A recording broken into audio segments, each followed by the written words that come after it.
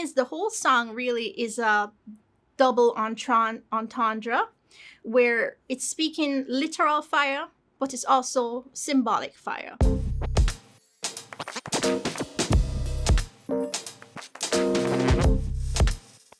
I released it during the COVID pandemic, and at the time there was a lot of virtual shows going on, and I had an opportunity to perform on the Jazz and Blues Festival, and it was a virtual festival, and it's always been my dream to perform on this festival, and I just did my best, my utmost best with this.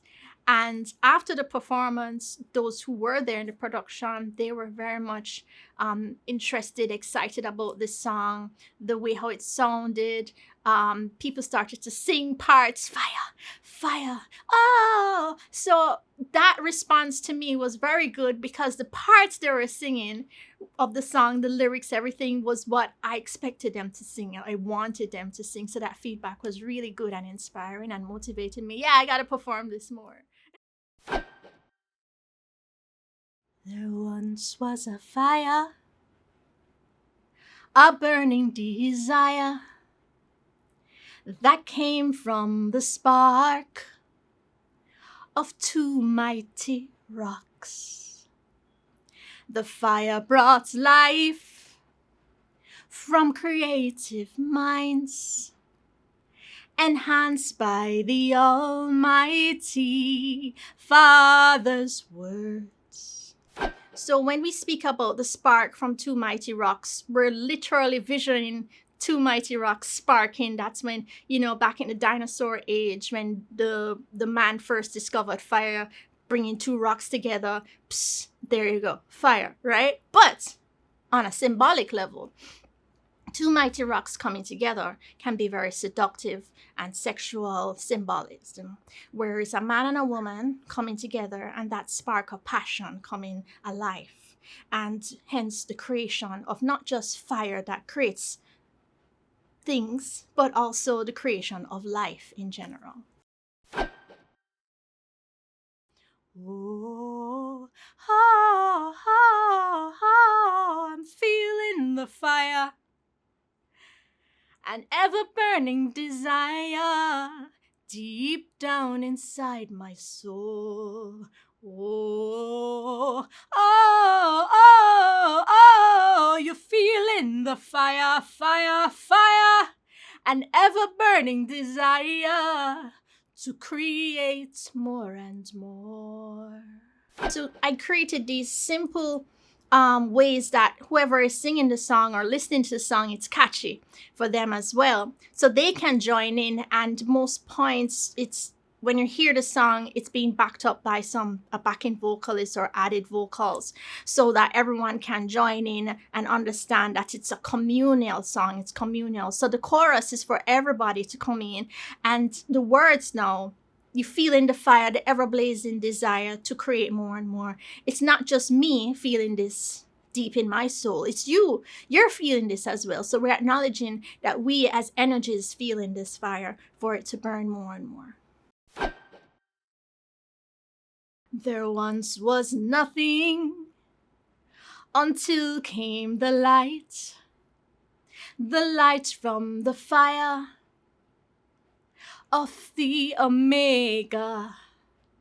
This fire brought life to all, including woman and man, and birth to the world that we are now living on. So the second verse now is about evolution, where and also cosmic evolution. So we're bringing in the universal creation.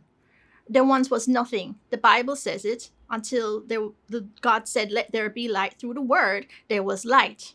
And it's the same thing. Light is energy. Fire is energy. It's purification. And through energy, we bring across life. We bring creativity. And this verse is to acknowledge and give respect to that.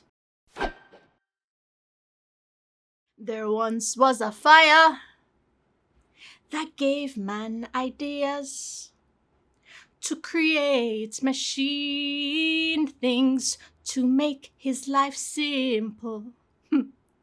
Then these ideas evolved over centuries to where we are today, to burn again tomorrow. Now, we're not just looking at the symbol of fire, we're looking at the actual fire that makes things. And man has used fire to evolve into utensils, into a chair, into a pen, into a book. We've used fire to make these tools to make our life simple. And that's the evolution of life. And through fire, it's continue evolutioning, meaning life continues. And so the song respects and gives homage to our ancestors. It gives a reminder about fire, how we can use it in a positive way, as purification, as a representation of our deepest passions, of sensualities, and these kind of things.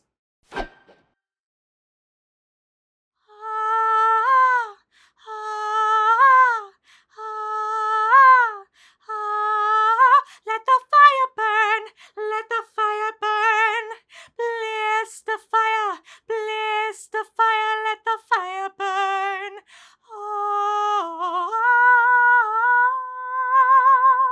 oh, oh. Bless the fire, bless the fire. Hey! We're a community. We're feeding off each other's energies. We're giving energies, receiving energies. And so it combines everything that without one and the other, there is no life. And it builds up into this great feeling of euphorism, where we're all as a community now singing, ah, ah. And I thought of the guitars just belting out into a distortion. I thought about all the instruments, not only building alone, but us as people as we're singing this part. I think it's best as artists, we have to speak to the elders and those who are a little bit different and not the norm, we can get guidance from and mentorship to say, how did you reach there? How can I reach there? How do you navigate this system as well? So I won't say it's all by myself, but learning from others helps me to navigate this system, but also being true to myself and believing in what I do and believing in that what I create is meaningful and it's important for somebody out there listening to it. I'm a messenger, I'm a writer, and I have a message to give in a certain context that is a little different than the norm. And I have to put it out there. And who needs to hear it will hear it. And it will definitely affect them how it should affect them. So that keeps me positive. And whenever I perform and people come up to me and say, oh, I love your song, or that moved me, or that touched me. And even some people you wouldn't expect coming up to me about it, they love it, that motivates me, that pushes me, that keeps me continue to do what I do.